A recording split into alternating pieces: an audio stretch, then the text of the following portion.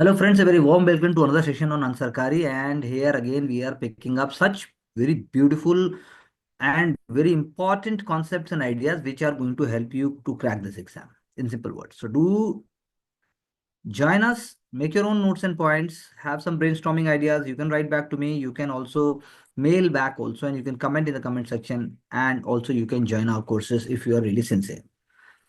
So the question is how global warming is affecting mountain regions across the world. Now, this is not just about India or Asia or Africa. It is about the whole world. चार facts हैं इसके अंदर.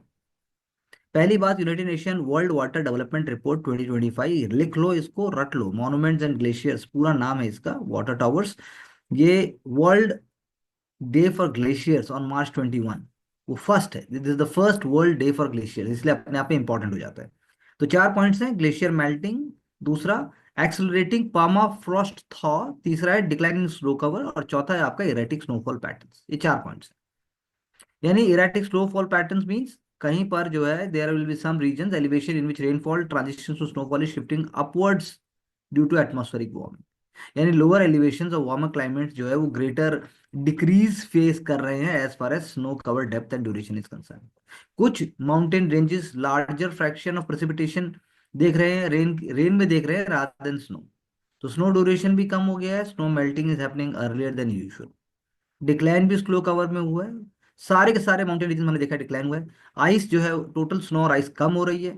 और आप कह सकते हैं कि मीन ग्लोबल मीन डिक्लाइन 7.79% का है. परसिस्टेंट स्नो कवर जब हम देखते हैं 1979 से 2022, बहुत दुख की बात है, बहुत खतरा है. परमाफ्रॉस्ट वह ग्राउंड जो कि पूरे लगातार पूरे 2 साल या उससे भी ज्यादा समय तक वो जो है आप कह सकते हो फ्रोजन रहता है. हाई ऑल्टीट्यूड रीजन्स हैं, टुंड्रा है, और लैंडस्केप में ना पूरे के पूरे एक लैंडस्केप को दर्शाता है. वो राइजिंग टेम्परेचर जब वो मेल्ट करेगा, बिकॉज परमाफ्रॉस्ट में भी बहुत डिफरेंट टाइप्स के ऑर्गेनिक कार्बन और अदर तरह के न्यूट्रिएंट्स हैं. तो परमाफ्रॉस्ट थॉज यानी कि ऑर्गेनिक कार्बन जब रिलीज होगी, उससे भी क्लाइमेट चेंज पे इम्पेक्ट आता है. So permafrost in mountain regions is also it is also stabilizing rock slopes है, moraines हैं. जब जब ग्लेशियर मूव करता है तो बहुत सारी चीजें वहां पे चिपकी रह जाती है, रुकी रह जाती हैं. डेब्रिस कवर है स्लोप्स के ऊपर. लेकिन मेल्टिंग से क्या होगा? अब धीरे धीरे इरोजन बढ़ेगा. जैसे आप सॉइल इरोजन की बात करते हैं, सॉइल इरोजन बढ़ेगा तो लैंडस्लाइड के रिस्क भी बढ़ेंगे. और ग्लेशियर जो है डिसअपेयर हो रहे हैं पहले से ज्यादा. पिछले 3 सालों में भी largest glacier mass loss record पे देखा गया है. तो ये सब जब लगातार हो रहा है, आप जब सुनते हैं, जो कि वर्ल्ड ग्लेशियर मॉनिटरिंग सर्विस ने बताया, क्योंकि 1975 से glaciers minus Greenland and Antarctica अगर उसको हटा दो, they have lost more than 9,000 billion tons of mass. यानी कि अगर आप जर्मनी जितने एक आइस ब्लॉक की बात करो, इतना तो जो है गायब हो चुका है. Deposition of black carbon, other particulate matter on glacier surfaces, वो दिखा रहे हैं कि कैसे जो है पेरेनियल तरीके से आप देख सकते हो कि स्नोफॉल मतलब आपका ग्लेशियर मेल्ट हो रहा है. मैं ये कहना चाहूँ इम्प्यूरिटीज जो है वो सरफेस पे दिखाती हैं कि जो सोलर रेडिएशन है आप ज्यादा एब्जॉर्ब करोगे. एल्बिडो कॉन्सेप्ट को याद कीजिए. सो इससे क्या होगा? इससे सरफेस एनर्जी बैलेंस में फर्क आएगा, और आप कह सकते हैं इससे कि मेल्टिंग रेट्स भी बढ़ जाएगी. तो very important for prelims, very important. Environment के एंगल से भी बहुत इंपॉर्टेंट है. We must look into this and then we must enjoy that so that you can easily answer the questions in the prelims and you can write even in the mains. हम इस पर ये ongoing debate है कि mark Carney जो कि liberal candidate हैं, conservative candidate इस फिर हॉलीवुड, और दोनों में अभी बहुत फर्क नहीं है. जबकि पहले जब ट्रूडो थे तो आप कह सकते हैं कि लिबरल पार्टी की हालत बहुत खराब थी. लेकिन जब से ट्रम्प ने बोला कि ये हमें चाहिए, सोवरेनिटी को खतरा है कनाडा की और वो चाहते हैं कि यह स्टेट बन जाए, तब से जो है आप कह सकते हैं लिबरल्स का पलड़ा थोड़ा भारी हो गया. It is like India first pass the post system. जो पार्टी सबसे ज्यादा सीट जीतेगी वही हाउस ऑफ कॉमन्स में राज करेगी और वही गवर्नमेंट बनाएगी. अगर कोई पार्टी नहीं जीतेगी तब भी कोएलिशन से और आउटसाइड सपोर्ट से पार्टी बन सकती है. और voting is 18, minimum age to stand for election India में, जबकि वो 18 और 25 है. वहां पर दोनों चीजों के लिए 18 ही है. और आप कह सकते हैं 112 seats is the minimum a party must win to be officially recognised. Canada Election Act governs the federal election. Elections are conducted by the independent agency called Elections Canada. तो ये एक इंपॉर्टेंट फैक्ट है. ये आपको बस याद होने चाहिए, समझ आने चाहिए, और आप इनका यूज करना भी सीखें. सिग्नल ऐप हम सिग्नल ऐप को जानते हैं कि वो डायरेक्ट मैसेजिंग फोन कॉल बहुत उसके लिए it is not a secure one. और अभी एक न्यूज़ में जो आया कि जो ट्रम्प की जो टीम है उन्होंने उसको यूज़ किया वॉर प्लेन शेयर करने के लिए। तो सिग्नल जो है वो डायरेक्ट मैसेजिंग के लिए, चैट्स के लिए, फोन कॉल वीडियो कॉल के लिए है, एंड टू एंड इंक्रिप्शन उसकी बात होती है। और मैसेजेस एंड कॉलिंग सर्विसेज उसमें सिक्योर मानी जाती हैं, थर्ड पार्टी उसको देख नहीं सकती ना सुन सकती है। इन अदर वर्ड्स, जो सिग्नल जो है जो भी आप भेजते हो उसके ऊपर सेंडर और रेसिपिएंट ही उसको डिसाइफर कर पाएंगे, बीच में वो इनक्रिप्टेड रहेगा। Signal also does minimum data collection and includes a feature that allows for automated messages deletion within a certain amount time frame, जैसा कि अभी आप व्हाट्सएप पे भी देखते हैं उतने दिनों बाद वो ऑटोमेटिकली डिलीट हो जाता है। लेकिन सिग्नल का जो इंस्क्रिप्शन प्रोटोकॉल है वो ओपन सोर्स है, इसका मतलब ये है कि एक्सपर्ट्स कैन वेरीफाई वो कैसे काम करता है और वो सेफ रहता है। अब यहाँ पे दूसरा पॉइंट एक है, सिग्नल हैक हो सकता है, तो वही बात है कि मच मोर सिक्योर तो है।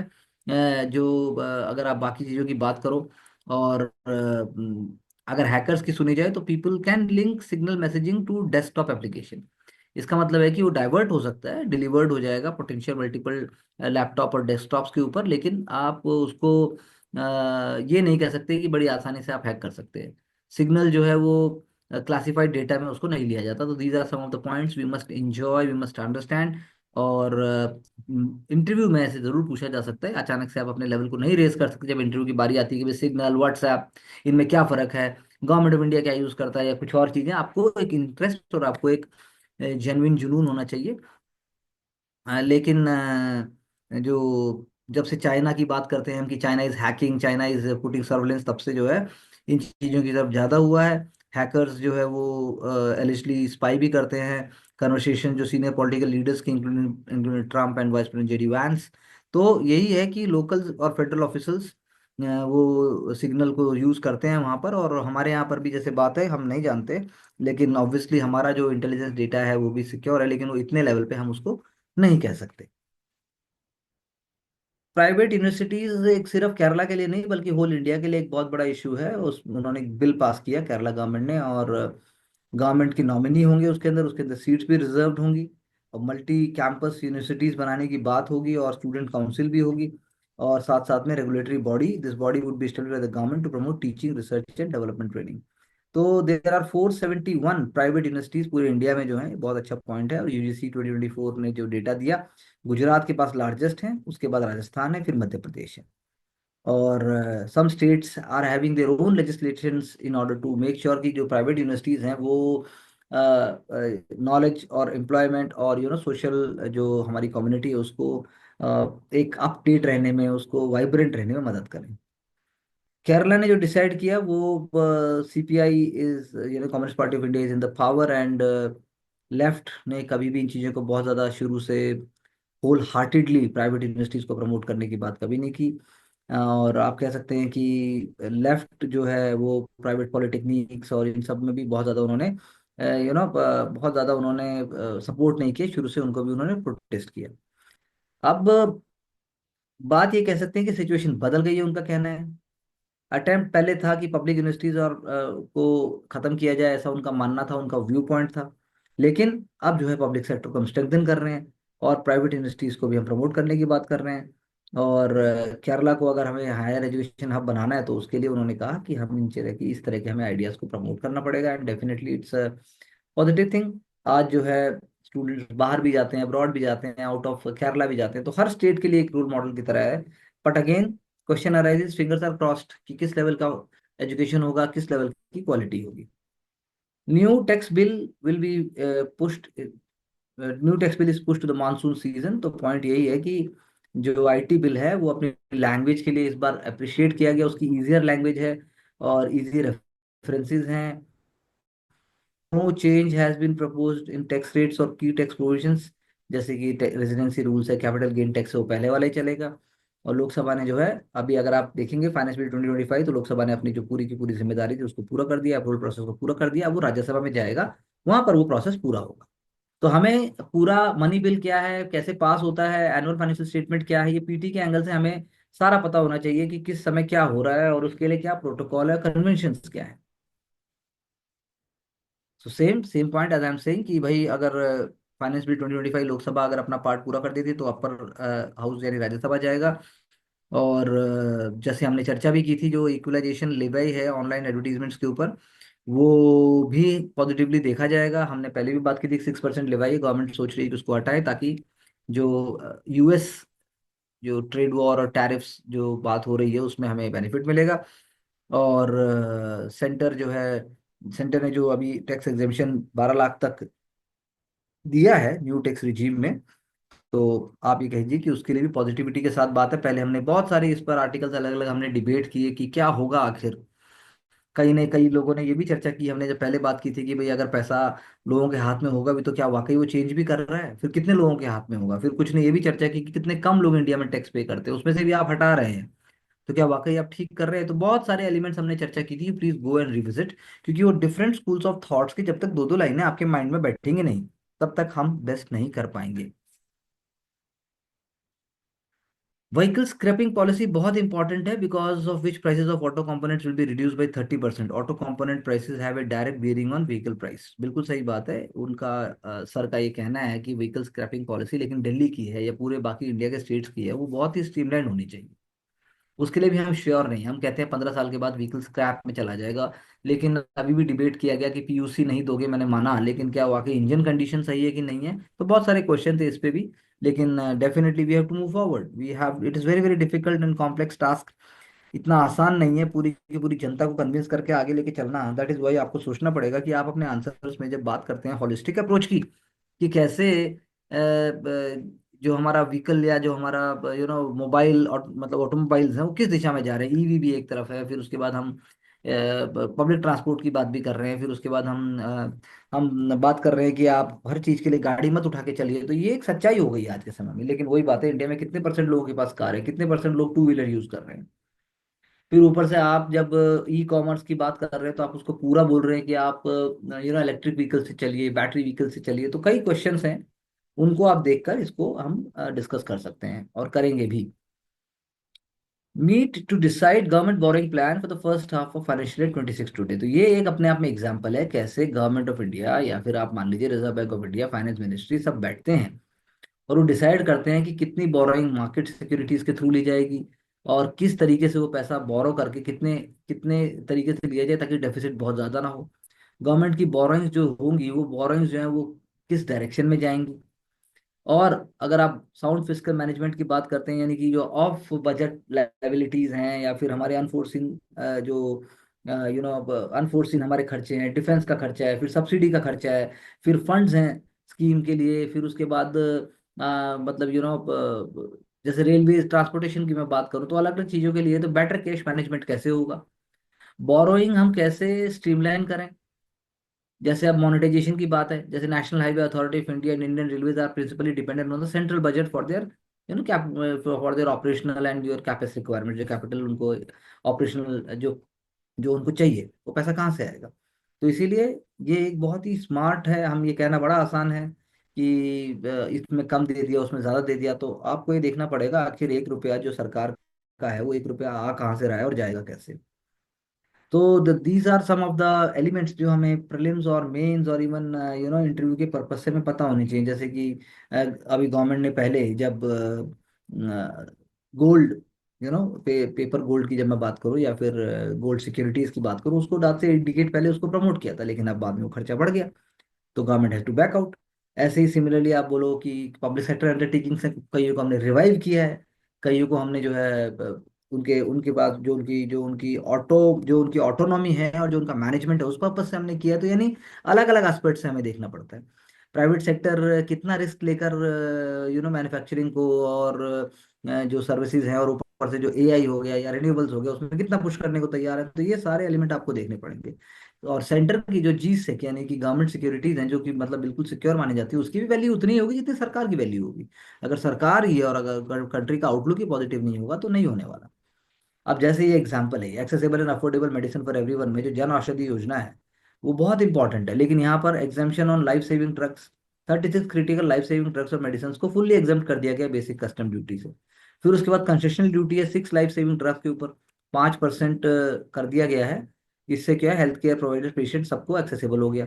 सपोर्टिंग पेशेंट असिस्टेंस प्रोग्राम, यानी नई मेडिसिन और ड्रग्स हैं जो कि फार्मास्यूटिकल कंपनी द्वारा रन की जाती है, उनको फुल्ली एग्जाम्पशन दे दिया गया। तो यानी कि ये इतनी अनसीन और इतनी, या आप कह सकते हैं कि हम तक ये बात नहीं पहुंचती, लेकिन जब आदमी हर महीने दवाई लेगा या जब आदमी क्रिटिकली दवाई लेगा, तब यही कस्टम ड्यूटी का जो एग्जाम्पशन है ऐसे, यानी सीबीआईटीसी जो है, central board of indirect taxes से आप कह लीजिए, सीबीआईसी भी बोल सकते हैं उसको, तो वो किस तरीके से फंक्शन कर रहा है सीबीआईसी, तो और कितना उसका रोल है इंडिया के डेवलपमेंट में और उसके फ्यूचर आउटलुक में।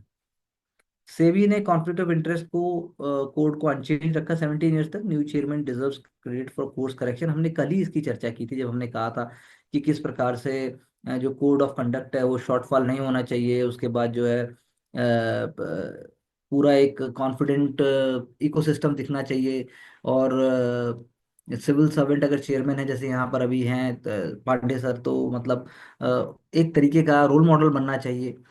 क्योंकि confidence of common investors security market में कंप्लीटली इस बात पे डिपेंड करता है कि सेबी की प्रोफेशनल कॉम्पिटेंस क्या है, इंस्टीट्यूट की क्रेडिबिलिटी क्या है, इंटीग्रिटी क्या है पर्सन, क्योंकि वो देखने नहीं जा रहे हैं, वो तो ले रहे हैं, वो कुछ खरीद रहे हैं, पैसा लगा रहे हैं, और उसमें एम्बिग्युइटी नहीं होनी चाहिए, इंटरप्रिटेशन में भी डिफरेंट डिफरेंट इंटरप्रिटेशन नहीं होनी चाहिए।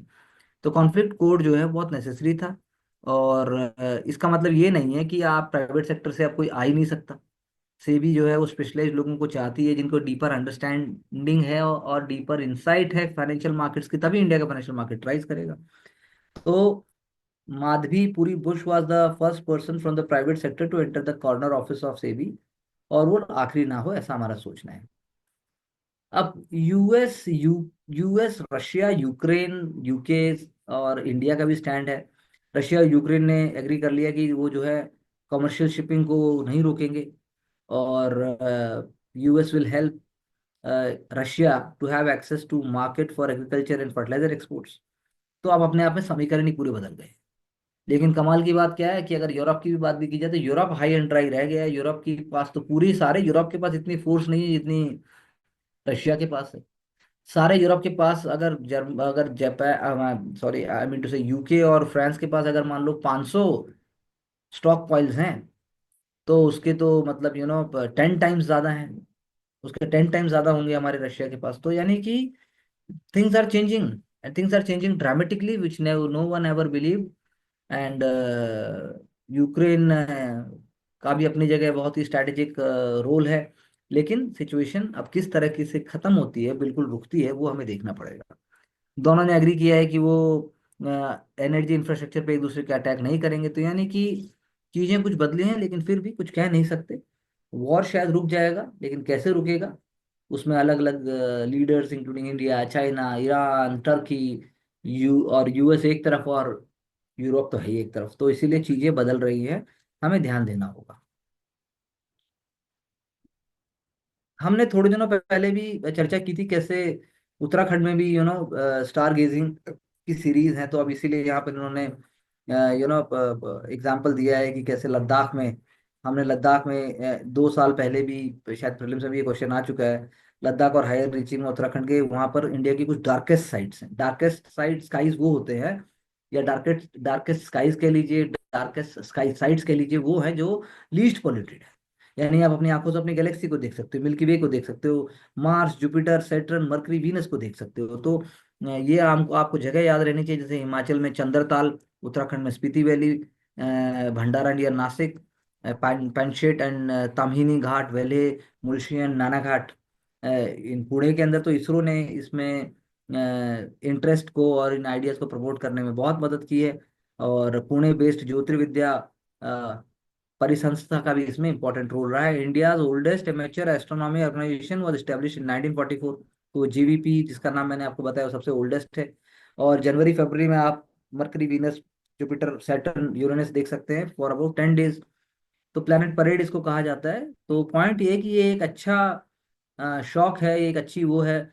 और average overnight star party held locally can cost anywhere between 500 to 2000। आपको टूर पैक, फूड और अकोमोडेशन देखना, थैंक गॉड कम से कम ऊपर देखने के तो पैसे नहीं होने चाहिए, कम से कम आप फ्री में देख रहे हैं, लेकिन आपको क्या देखना है वो बात और है। और प्राइवेट एस्ट्रोनॉमिक क्लब्स भी हैं जो कि 35,000 पर पर्सन तक हो सकती है। तो एस्ट्रोनॉमी होगी, उसके बाद होम स्टे भी होंगे, उसके बाद जो है इससे एक तरीके का नया रेवेन्यू और लोकल लाइवलीहुड्स के लिए भी चीज़ें बढ़ेंगी। हेनली डार्क स्काई रिजर्व जिसका मैंने नाम बताया आपको, HDSR, वो लद्दाख में है, और उसको प्रीलिम्स में पूछा भी गया था। मतलब it's an important way to understand. हमारे ऑनरेबल वाइस प्रेसिडेंट सर का कहना है कि जो कैश मिला है, और एनजीएसी का डिबेट भी उन्होंने शुरू करने की बात की कि भाई अब एनजीएसी की बात इसलिए उठती क्योंकि अकाउंटेबिलिटी चाहिए, लेकिन फिर भी हम कहेंगे जो भी अभी ऑनरेबल सुप्रीम कोर्ट और जो भी उसका प्रोसीजर चल रहा है, we must believe in that. और जो यहाँ पर क्वेश्चन उठता है कि भाई 8 घंटे कैसे लग गए पुलिस हेडक्वार्टर्स को जानने में, ये अपने आप में क्वेश्चन है, क्योंकि रात को 11:30 बजे आग लगी थी, तो फिर दोपहर तक कैसे, 8 दोपहर तक कैसे कंफर्म हुआ 1:30 पे कि भाई जो ये बात है, मतलब कि अगर मैं कहूँ अगले दिन 11-12, जो भी आपको समझना है कि उस टाइम तक इतना टाइम कैसे लग गया। That is the whole point कि ये एक अपने आप में, लेकिन फिर भी आप देखिए कि इससे पूरी जुडिशरी पे आप शक नहीं कर सकते। जुडिशरी का अपना एक सिस्टम है, उसकी इंडिपेंडेंस पैरामाउंट है, कुछ ब्लैक शीप हो सकते हैं, लेकिन अब पूरे जनता के लिए जो ऑनरेबल चीफ जस्टिस सर है, उन्होंने बार रेज कर दिया है। उन्होंने बिना इंटीग्रिटी को लॉस किए, बिना उन्होंने चीज़ों को एक रॉन्ग पर्सपेक्टिव में रखे, उन्होंने बहुत ही बेहतर और बहुत ही ज़्यादा डायनामिक कदम उठाया है, और हमें उसका वेट करना होगा कि सिचुएशन कैसे चेंज होगी। हम ऑलरेडी बात कर चुके हैं कि इम्पीचमेंट में और बैड कंडक्ट में फर्क है। इम्पीचमेंट के लिए लोकसभा, आई मीन टू से पार्लियामेंट का अपना एक सिस्टम है, प्रेसिडेंट का रोल हर जगह इंपॉर्टेंट है। अब ये भी देखिए एक और साथ में आया कि भाई from investment limelight to graft cloud. अब ये 2006 बैच के ऑफिसर अभिषेक प्रकाश, इनको जो है सस्पेंड कर दिया गया है, जो कि आदमी लखनऊ के डीएम भी रहे और इन्वेस्टमेंट पोर्टफोलियो जिन्होंने चलाया। लेकिन अब जब आप देखेंगे कि आप हर जगह आप लालच से घिरे हुए हैं, और आप जो है सोचते हैं कि देश या फिर यूपी मेरे दम पे चल रहा है, और जीरो टॉलरेंस ऑन करप्शन की जब हम बात करते हैं, तो ऐसा तो होना चाहिए। तो प्रकाश साहब जो है वो डीएम लखीमपुर खेड़ी रहे, बरेली, अलीगढ़, बुंदेलखंड, और कोविड ईयर्स में स्पेशल सेक्रेटरी हेल्थ भी रहे, vice chairman of Lucknow development authority. तो अब पॉइंट यही है कि भाई जब आप ऊपर उड़ते हैं तो आपके पैर लेकिन जमीन पर रहने चाहिए। जनता की वजह से आपने ज्वाइन किया था, और आपने एक एग्जाम ही पास किया था, ऐसा आपने कोई अपनी जान नहीं दी है, तो लूटने का आपको कोई लाइसेंस नहीं मिल जाता। तो इसीलिए यहाँ पूरी स्टोरी दी गई है कि कैसे senior officer of invest UP, उन्होंने नंबर दिया प्राइवेट पर्सन का, उसके बाद उससे बात करो, और उसके बाद इमीडिएटली अप्रूवल भी चीज़ें मिलती चली गई, और 5% कमीशन की बात हुई। तब बात आती है कि कैसे चीजें बाहर निकल के आई, एफआईआर भी हुई, जैन मिस्टर जैन जिनका नाम, उनको अरेस्ट भी कर लिया गया। तो लेटेस्ट एक्शन जो है वो ये भी दिखाती है कि कैसे यूपी डिफेंस कॉरिडोर जो 2020 में हुआ था, जो प्रकाश डीएम थे, उसकी भी अब अलग से इंक्वायरी चलेगी। तो I think it is very important to bring to light ऐसे कुछ भी केसेस हैं जो, और आप ये देखिए कि ये होना नहीं चाहिए था, इसकी कोई ज़रूरत नहीं थी। आपको टॉप 1% में चीज़ें समझने का, आपको करने का मौका मिलता है, लेकिन आप फिर भी शायद सब कुछ करके भी समझ नहीं पाते कि करना आखिर क्या था। Yes, definitely we want to eradicate tuberculosis, जैसा कि नड्डा सर ने भी यहाँ पे लिखा कि ट्यूबरक्लोसिस जो है अभियान बहुत इंपॉर्टेंट है। और पोर्टेबल एक्सरे मशीन्स लगा लो, हमने एआई की बात भी की थी, फिर उसके बाद हमने न्यूक्लिक एसिड एम्प्लीफिकेशन टेस्ट, जो गोल्ड स्टैंडर्ड टेस्ट है जिससे पता लग जाता है कंफर्मेशन, उसकी भी बात है। और यहाँ उन्होंने लिखा कि 12.97 crore people belonging to vulnerable population, उनको जरूर हम देखते जा रहे हैं। और इसी प्रोग्राम के तहत टर्निंग पॉइंट यही कि हमें चेन को ब्रेक करना है। अनप्रेसिडेंटेड मोबिलाइजेशन ऑफ कम्युनिटीज जो यहाँ लिखा है, ये मास मूवमेंट है, जन भागीदारी से चली। 13.46 लाख निक्षय शिविर लगाएगा, यानी जहां पर टेस्ट किया गया। 30,000 इलेक्टेड रिप्रेजेंटेटिव्स ने सपोर्ट किया। Corporate partner, ordinary citizen, more than 35,000 activities की गई। TB awareness, nutrition kit, pledges for TB free India, और 22 मिनिस्ट्रीज इसमें लग गई। 21,000 से ज्यादा एक्टिविटीज की गई। PSU, trade association, business association, voluntary organisation, बिल्कुल सही बोला। और ऐसी जन भागीदारी के कारण अब निक्षय निक्षय मित्र हमने स्कीम चलाई, और टीबी एक हमारे पास एग्जाम्पल है कि कैसे हम टीबी को बिल्कुल जड़ से खत्म करना चाहते हैं 2030 से पहले ही। 25 में ही हम चाहते हैं, 26 में हम चाहते हैं खत्म हो जाए। निक्षय पोषण योजना भी जो है बहुत कॉन्फिडेंटली चलाई गई। तो इसीलिए टीबी अवेयरनेस बहुत इंपॉर्टेंट है। और स्कूल से लेकर, कार्निवाल से लेकर और बाजार से लेकर सब जगह इसकी अप्रोच की बात है। 100 day campaign is beginning. India जो है एफर्ट करके इसको खत्म करना चाहेगा। India has witness the power of community driven action before, जैसे स्वच्छ भारत अभियान था या फिर पोलियो रेडिकेशन ड्राइव है, टीबी मुक्त अभियान भी उसी का एक पार्ट है। तो आपको क्या चाहिए, आपको अगर मेंस में क्वेश्चन आता है डायरेक्ट टीबी पे नहीं आता, टीबी को आप केस स्टडी और रोल मॉडल की तरह देख सकते हैं। वो देखने से जरूर आप समझ पाएंगे। RBI and government must stop restricting Indian investors from exploring portfolio diversification outside country. We must, we must stop। हम हमें हमें रिस्ट्रिक्ट नहीं करना है, हमें हमें ये बात बिल्कुल सही है, लेकिन हमें देखना होगा कि रिटेल इंडियन इन्वेस्टर्स जो हैं वो इंटरेस्ट हो गया या फिर उसकी जो टेक्नोलॉजी हो गई या जो सोफिस्टिकेशन हो गया, इंटरनेशनल मार्केट्स के साथ जो हमारा इंटीग्रेशन हो गया, उसको देखते हुए चीज को करने की बात है। सिर्फ इसका यही एंगल नहीं है। और ये भी नहीं है कि हम बिल्कुल नहीं चाहते कि हम किस तरीके से उनसे जुड़े भी ना।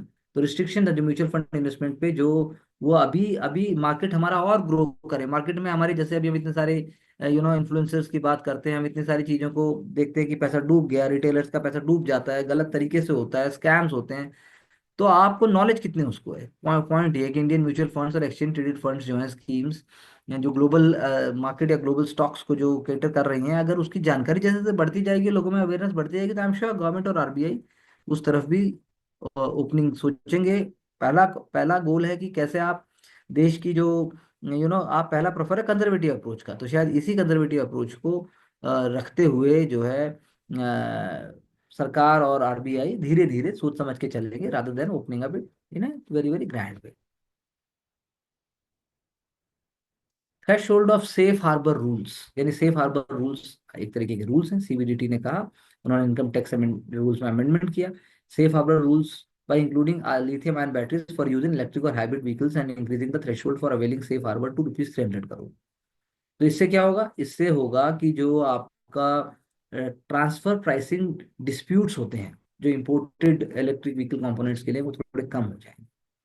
ट्रांसफर प्राइसिंग डिस्प्यूट्स, ये कहिए कि जब आप टैक्स सर्टेनिटी को बढ़ाएंगे, जब आप ये देखेंगे कि किस तरीके से लिथियम बैटरी जो इलेक्ट्रिक और हाइब्रिड व्हीकल्स में यूज हो रही हैं, वो कोर ऑटो कंपोनेंट्स में अगर उसको हम डिफाइन करने लग जाएंगे, तो फिर उससे क्या होगा, उससे होगा कि सर्टेनिटी हो जाएगी। ट्रांसफर प्राइस जो भी डिक्लेयर करेगा SSC, उसको लिया जाएगा। तो ट्रांसफर प्राइस है क्या? It is the actual price charge in the transaction between the related entities which are part of the same multinational enterprises group.